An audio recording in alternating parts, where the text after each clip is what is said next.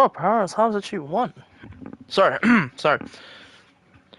It is Brian here with the Brian News Alert! So, I just finished watching Elimination Chamber. Now, a lot of you are like, why are you watching Elimination Chamber? I was bored. Today I'm gonna go see Uncharted, which you'll probably see a movie review with spoilers later tonight. But I got bored. I wasn't doing anything the next couple hours. So, you know what, let's just sit through Elimination Chamber with a couple boys, make fun of it. And I did have a hell of a time. Me, Rob, and Ethan had one hell of a time just reacting to it. The show was a lot better. I thought it was going to be like year 2. But no, it's was somewhat decent. Like, I'll give it like a 6 out of 10. Like, yeah, 6 out of 10. Definitely not better than Crown Jewel. Crown Jewel was like an 8 or a 9. But, this one wasn't bad. I think actually my favorite match was actually Becky and Lita. That match so took me by surprise. Like, really surprised. Just because, you know, when an old-timer gets back into the ring, most times they're either not the same, or there's a rare chance, or a good chance, that they're somewhat really good. And this one, yeah. No, Lita could still go. No, deadass. Like, Lita can actually still go. Like, I wouldn't mind her coming back for one more title run. Like, I feel like she could do it. You know? And she definitely elevated Becky Lynch a little more. Even though I'm not looking forward to her and Bianca at WrestleMania. Because, you know, nothing against Bianca is just so early after losing it and losing a lot of momentum. It's like, maybe you could give us Bliss. But we couldn't even get Bliss. So. And Bliss wasn't in there for long. She got eliminated. So, yeah. But definitely I would say that was the more enjoyable match of the night.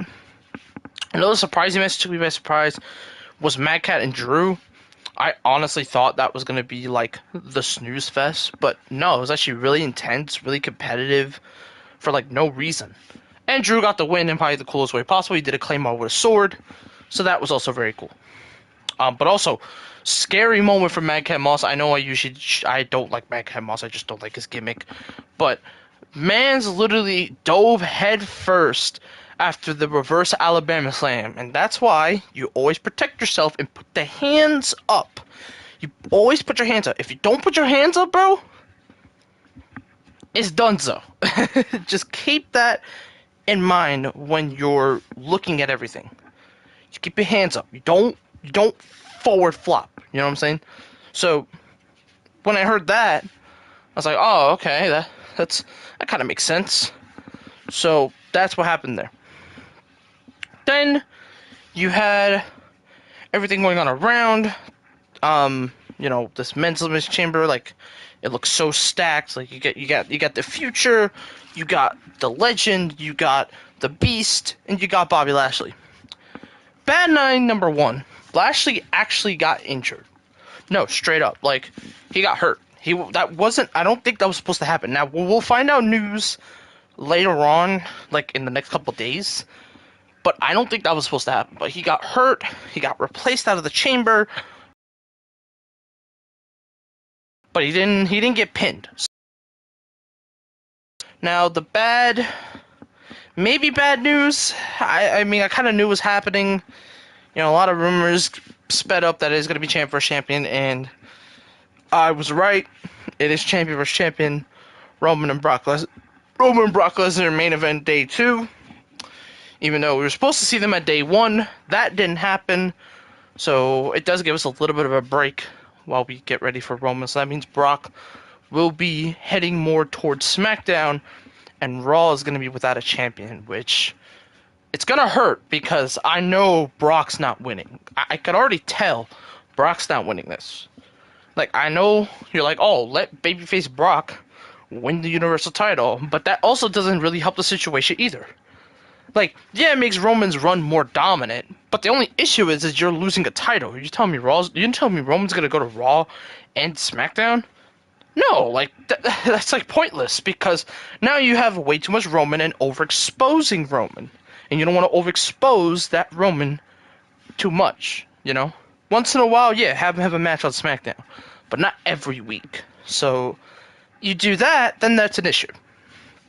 Another issue is it puts us back into square one because now it puts us, if let's say Roman wins the title, it has Roman with 2 titles. Raw doesn't have a championship. And now Roman just has a double title that's just like, oh yeah, hey, 2 belts. Like, that doesn't help anyone. Doesn't help the young talent, doesn't help anyone. So that's another problem. Another issue is it could affect Roman's run because the one title he was focusing on is the Universal Championship. If he wants a WWE title, it feels like if he holds under both titles, it's going to be neglected, like, a lot. Look what happened when Becky Lynch won both titles. It kind of ruined her in a way, and that's why she went away for a while. And maybe, I mean, she's just kind of meh now, especially. So it's like, it's hard. It's hard to say if that double unification match helped Becky or hurt her. In my eyes, it kind of hurt her, in my eyes. But a lot of people say it helped her, give or take. So yeah, so the whole unification thing has been wasted so much. Now, one time it made sense was when Cena and Orton were going for unification. Because then Brock unified it back into one title, and it was a better, smoother run. But since this brand split happened, they had to make the Universal title, which is like a piece of shit, until they made it a different color, and now it looks a little bit better. Still not the greatest title of all time, but, I mean, Roman's made that title look so good. So it's like, you could let it pass.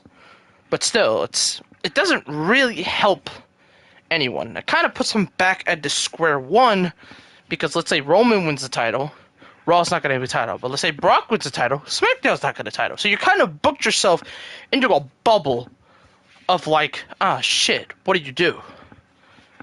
And I'm not going to say my prediction now until WrestleMania card comes out, because we know some of the matches of the card are happening. But speaking of the rest of the Elimination Chamber, forgettable match is probably the Ronda Rousey match, but the good thing about it was it got her warmed up.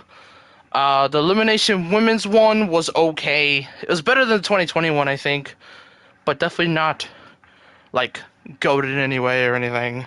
And the men's match itself, it was actually very good. It wasn't better than, like, say, like, 2016 or 2017 or something like that, but it was still good. And the finish was pretty crazy. The F5 off the pod, did not expect that. And Brock obviously got the win. I kind of knew that was going to happen, especially since Lashley went down. But the good thing about it is Lashley didn't get pinned. So when Lashley comes back, Lashley can argue, hey, I got hurt during the chamber. If I come back and say, hey, I technically never got pinned for it.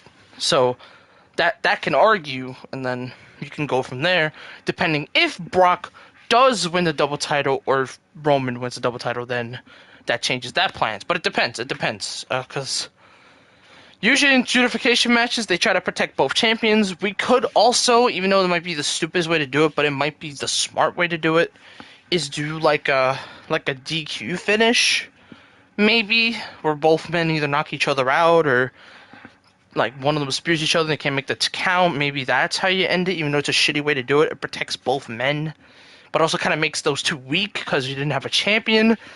So it's hard. It's hard to say what you do with that, because it's kind of pointless in a way, because usually when champion versus champions, like a good champion versus champion example, and I hate to bring up AEW in this scenario, but I really respect them.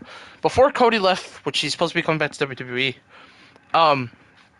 him and Sammy had a champion versus champion TNT unification match, but that one felt like an actual unification match, because now Sammy's a double champion right now, and he's killing it. So it's hard. It's hard. It's like really, really, really difficult to say with this whole champion versus champion thing. Of course, we have Ronda and Charlotte. Yeah, if Ronda wins the title, it'll be in better state. And then, of course, Becky and Bianca. Alright, I guess. But definitely doesn't scream WrestleMania, because these two have fought before. So it's like, I think the match itself is going to be great. But, I mean, does Bianca really deserve that title? or at least deserve that opportunity? Not really. And I don't really see. I don't know if Becky drops it. If Becky drops it, then we're basically again another position back into square one. So that doesn't help us at all. Now, if Ronda wins, that does kind of beef up SmackDown, especially because if Charlotte wins, then that's a red flag. If Charlotte beats Ronda Rousey, but if Ronda wins, this helps SmackDown now have maybe a little bit more legitimacy as champion, where Ronda could be serious, just be a badass. If done right, I think she'll be okay. But other than those, WrestleMania, a lot of question marks, and not good ones either. A lot of them are really bad question marks. Now, is this looking like the worst WrestleMania of all time? No, I don't think so. But it's definitely looking like the weaker one because Dallas always gets the weaker ones. And if they can't make a good WrestleMania for Dallas, then Dallas always gets unlucky, and it's unfortunate because both Tampa and hell, even New York wasn't even that bad. It's just the main event was a snooze fest, and Triple H and Batista was a little slow. But other than those real catalogs, like those weren't too bad. Even the main event was bad. So, oh shit, weather. Crap. I'm supposed to be seeing a movie today. Let's see. Oh yeah, it's gonna snow. Shit. Sorry. Just keep an eye on the weather. But yeah, man, like I don't know. I don't know how I feel. Now, for the show itself, I'm gonna give Elimination Chamber a 6 out of 10, and I'm gonna give the Elimination Chamber a B, just a B. I think it was above average, better than the last pay-per-view. I think, way better than the Royal Rumble. Royal Rumble, I gave like a D minus. Like it was bad, dude. Gave it like a 4. This one's step up better. So about a B to a C, I would say, for Elimination Chamber. But I'm not saying the Saudi Arabia shows like are killing it, but they're definitely improving. Like every time they go to Saudi Arabia, they're actually a decent show. Decent show, So not the worst show I've watched. I've watched way worse. And yeah, and luckily Roman retained, so that's all good as well. But yeah, so that's it for the initial reactions for Elimination Chamber. I'm gonna get ready because I got a movie to go to later tonight. I gotta eat, gotta get ready, and ready for my ride with my cousin. I'm gonna go see Uncharted with my cousin, which is definitely gonna be interesting. That's for sure. Definitely gonna be something. It's gonna be quite a ride. Quite a ride is a good word. So, but yeah. So anyway, let's go and do it. See y'all next time. This has been your Brian News Report. Peace.